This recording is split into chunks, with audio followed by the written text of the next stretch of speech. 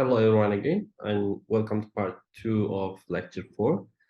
And in this part, we will discover what is the Bernoulli distribution.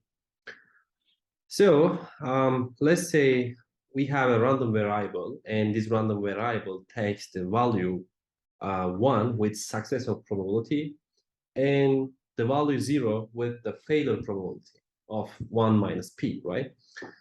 So that's mean if a random variable takes only two values, which is named as success and failure, we can say that this random variables has a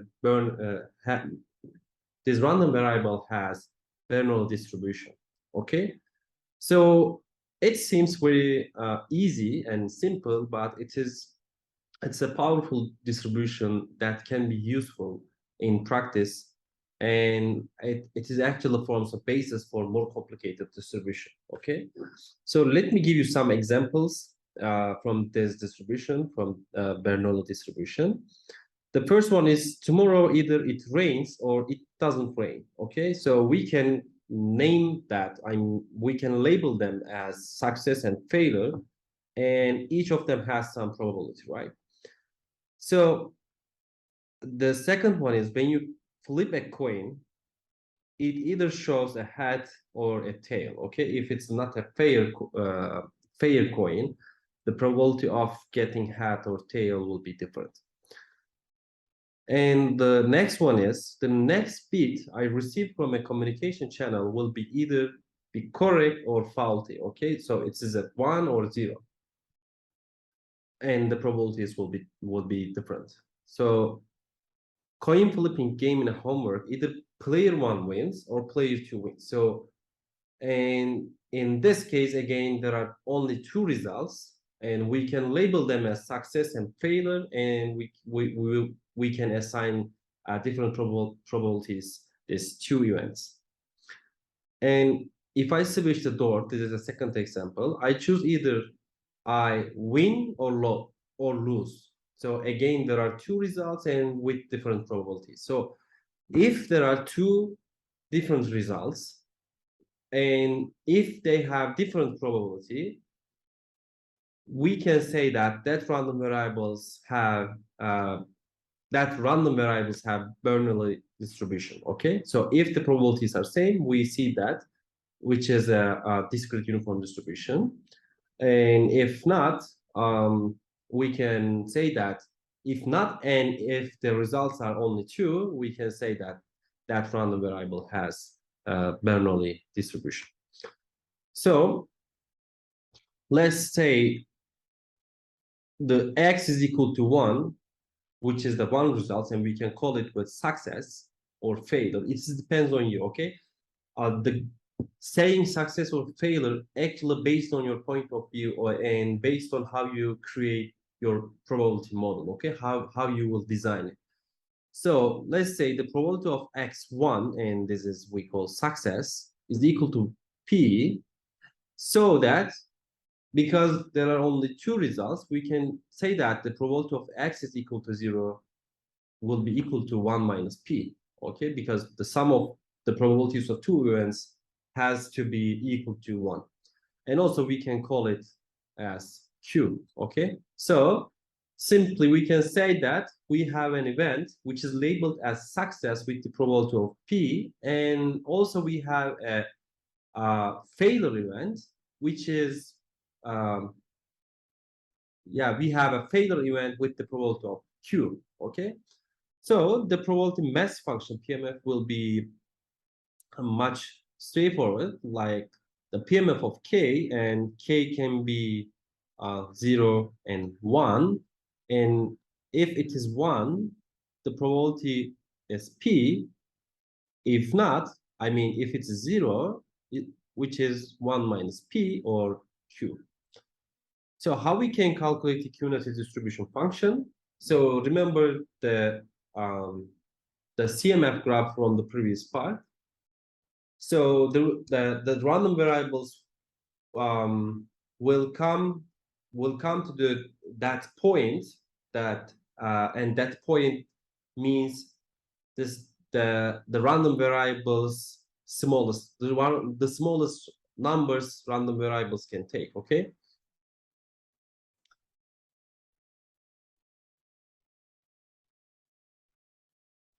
Okay, now let's look at the cumulative distribution function, which is a CMF.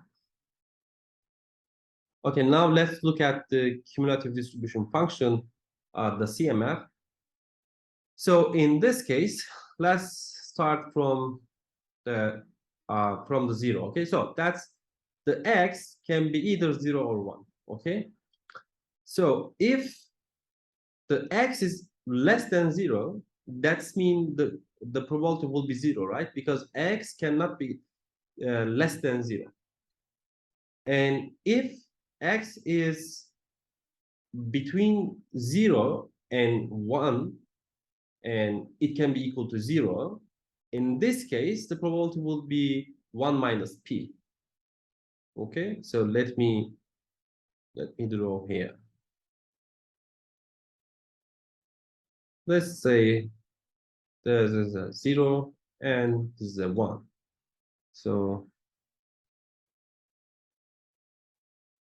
at this point, the probabilities, I mean, the values hypothetically will come from the left, and until this point, and this point is circled because at that point there will be a jump, and that jump is the PMF of that specific random variables. Okay, in this case it's the PMF of 0. So let's say if that is 0, the jump will be here. Okay, until which point the second possible values that the x random variables can take, and which is 1, right? At the point of 1, there will be another jump, and this jump will be the PMF of 1. Okay, so until 0, the probability will be 0. Between 0 and 1, and the x can be equal to 0, the probability will be 1 minus p.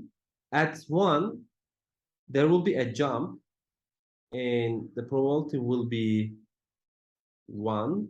And after that, the probabilities, because the probabilities cannot be greater than 1, if x is greater than or equal to 1, the probability will be 1. So this is the CMF of the Bernoulli distribution. Okay, now let's look at the expected value. So it is simple, right? What was the formulation of expected value, which is x times PMF of x, right? So we have only two x, 0 and 1, and we know the corresponding probability, right? If that is 1, which is p, if that is 0, which is 1 minus p. So simply we can calculate the expected value of x as 0 times 1 minus p plus 1 times p, right? So the expected value of Bernoulli distribution will be p, which is actually the probability of success. So we can say that because that's the expected value is p, the long run average of Bernoulli random variable is its success probability. So how can you imagine this is inherently true? Imagine a coin, a pair coin. The upward face hat is 1 or 2, right? So if you flip that coin like million times, the half of the time we will get the hat, right? And the hat is here can be labeled as success, and the p is 1 or 2. If we change the p, we can expect that in a long run, flipping the coin, getting the hat in this case will be the near probability. Okay, and that's why in Bernoulli distribution the p will be expected value, and the expected value will be the result of long run average of the Bernoulli random variable. So let's look at the second moment, which is the expected value of x squared, and that will be used to calculate the variance. So we can simply calculate which will be expected value of x squared will be 0 squared times 1 minus p plus 1 squared times p, and which is p again. So let's now calculate the variance, which is the expected value of x squared minus expected value of x squared. So if we just insert the values we found here, that will be the p minus p squared, and that will be p times 1 minus p. And what was that? This is a q, right? So that's why we can say the variance of Bernoulli distribution will be p times q. So here there is another important part, and which is a Bernoulli trials. So let me first define what is the independent trials. If an experiment involves a sequence of independent but identical stages, that's mean we will do an experiment the first time, and we will do the next time, next time.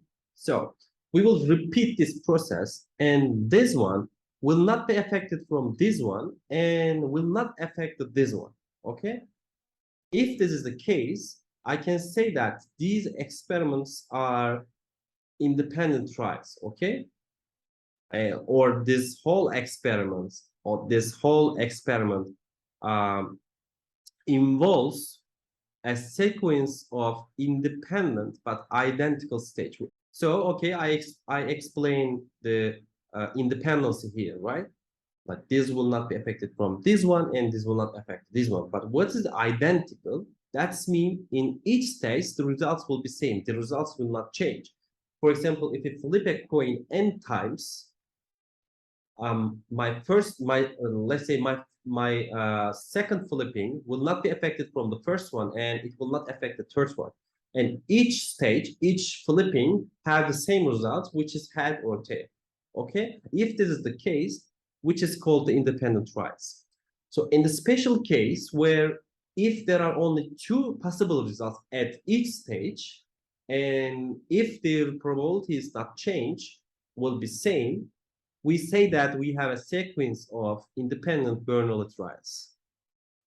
Okay, so this is the definition of Bernoulli trials. So simply we say we repeat the trials n times, and this stages, these trials will be independent and identical. And if they have only two results, and this has a special name, which is called the Bernoulli trials. So let me give you an example. I said before, the flip a coin n consecutive times. So each time it either shows the head or tail, and my flipping will not be affected from the previous one and will not affect them. The next one, the probabilities will not change and the results will not change. Okay. And the second example, the next n bits I receive from a communication channel, each bit will either be correct or faulty. Okay, so that's mean, let's say I will get n bits, let's say 3 bits. Each of them can get 0 or 1. Okay, 0 or 1. For example, this one will not be affected from this one, and it will not affect the results of the next one. Okay, so they are independent, they are identical, and the probabilities will not change. Okay, so if this is the case, I can say that this case are the Bernoulli trials. Okay. So this is the end of part 2. I will see you in next part for the binomial distribution.